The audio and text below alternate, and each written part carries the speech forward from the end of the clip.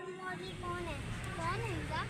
Spider Man ہے، اور میرے پاس اس کی 3 شرٹس بھی ہیں، اور میں نے ایک اور دیکھی ہوئی ہے، وہ میں لوں گا، اور میرے پاس اس کی پینٹ بھی ہے، اور اس کی کی چینس بھی ہیں، اور اس کی اسٹکرز بھی ہیں، اور اس کا بیگ بھی ہے۔ اور آپ کو پتہ ہے میرا رول ماڈل کون ہے؟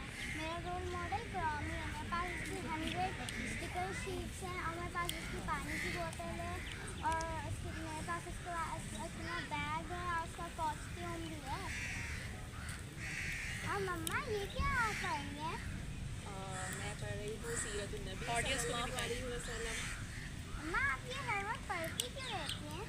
کیونکہ آپ کو پتہ ہے نا حضرت محمد صلی اللہ علیہ وسلم جو ہمارے آخری نبی ہیں، وہ کون ہیں؟ وہ میرے رول ماڈل ہیں۔ جیسے ابھی آپ اور ہم سے بات کر رہے تھے نا کہ آپ کے رول ماڈل ہیں، اسی طرح حضرت محمد صلی اللہ علیہ وسلم میرے رول ماڈل ہیں۔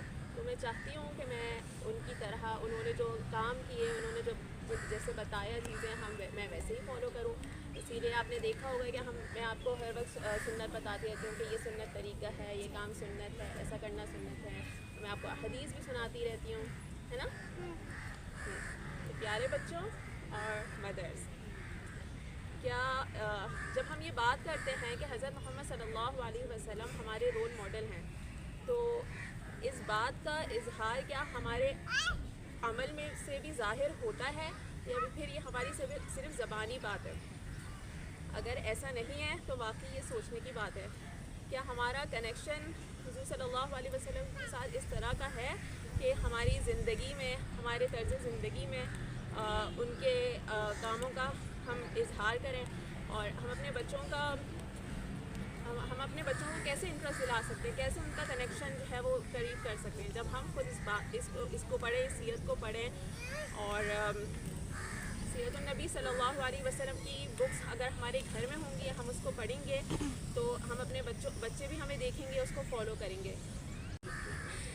آپ کو پتہ ہے کہ اس فتنے کے دور میں اگر ہمیں گمراہی سے بچنا ہے تو حضور صلی اللہ علیہ وسلم نے حجت الوداع کے موقع پر کیا ارشاد فرمایا تھا؟